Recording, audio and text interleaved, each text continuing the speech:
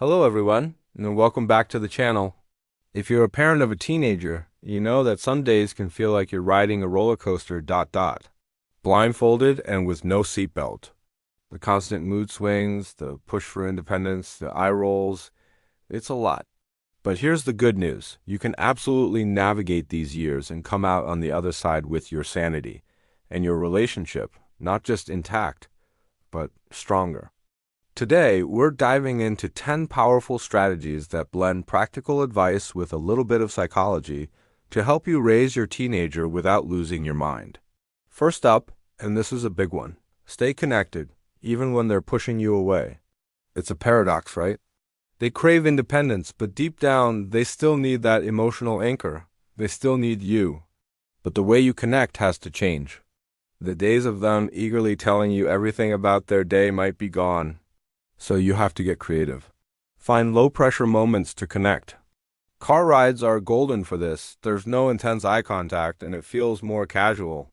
Shared meals, even if they're quick, can be a daily touchpoint. And be ready for those late-night chats. For some reason, that's when teens often decide to open up. The key here is to listen more than you lecture. Seriously, bite your tongue if you have to. Sometimes, all they need is a sounding board. A safe space to vent without judgment or immediate fix-it plan. They just want to feel heard. Now, let's talk about strategy number 2. Pick your battles. If you try to fight over everything, your home will feel like a constant war zone and you'll be exhausted.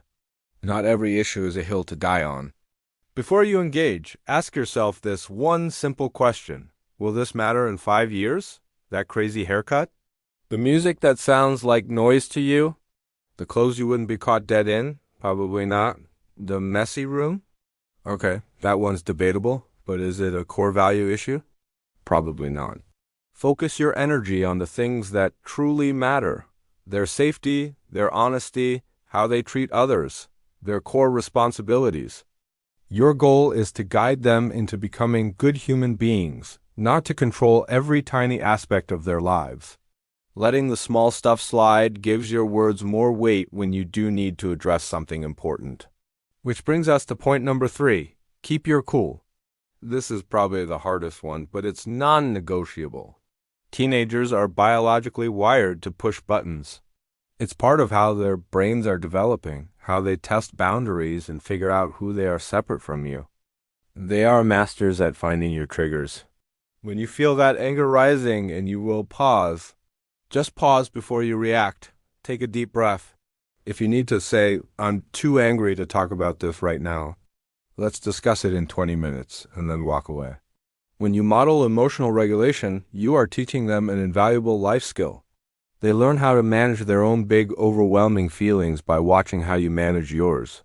Shouting matches get you nowhere, but a calm, firm response shows them that you're in control, not of them, but of yourself. Next, you need to set clear boundaries and have consistent consequences. Teenagers might protest and complain about rules, but secretly, they crave structure. It makes them feel safe. They need to know where the lines are. The most effective rules are the ones that are clear, fair, and most importantly, consistent. Don't let things slide one day and then come down like a hammer the next.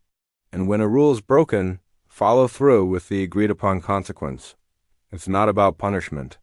It's about teaching cause and effect. Even better, involve them in setting some of the rules. When they have a say in the family guidelines, they develop a sense of ownership and are more likely to respect them. It shifts the dynamic from you against them to you and them working together. This next one is the foundation for everything else. Show them unconditional love. It's so important for your teen to know, without a shadow of a doubt, that your love for them isn't dependent on their grades, their choices, or their mood that day. You can, and should, separate the behavior from the person. A really powerful phrase to use is, I'm really disappointed in the choice you made, but I want you to know that I still love you, and we're going to get through this. Make a point to celebrate their effort, not just their achievements. Acknowledge how hard they studied for a test, even if the grade wasn't what they hoped for. Praise their persistence. This shows them that their worth isn't tied to their performance, but to who they are as a person. All right, let's talk about the digital elephant in the room, their online life. This is a huge source of anxiety for parents, and for good reason. The temptation can be to spy, to install tracking apps, to read all their messages. But that often backfires, destroying trust. A better approach is to teach. Your goal is to raise a responsible digital citizen. Talk openly and often about online safety, about digital footprints, about cyberbullying, and being kind online. Discuss what's appropriate to share and what isn't. And please, set screen-free times for the whole family, including you. Put the phones away during dinner. Have a no devices in the bedroom rule at night. Teens have a super-powered hypocrisy detector. If you're telling them to get off their phone while you're scrolling through yours, your message is dead on arrival. Lead by example. Now, this might sound counterintuitive, but our seventh strategy is to let them fail safely. As parents, our instinct is to swoop in and rescue our kids from any and all hardship. They forgot their homework? You drive it to school.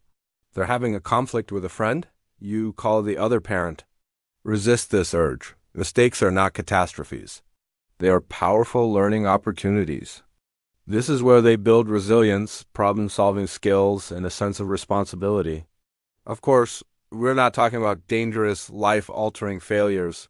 We're talking about the natural consequences of their actions.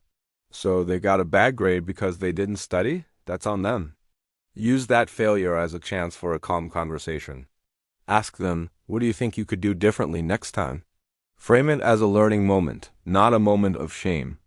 And while you're doing all this serious parenting work, please don't forget to keep your sense of humor. This is strategy number 8, and it's a lifesaver. You have to be able to laugh at the absurdity of it all.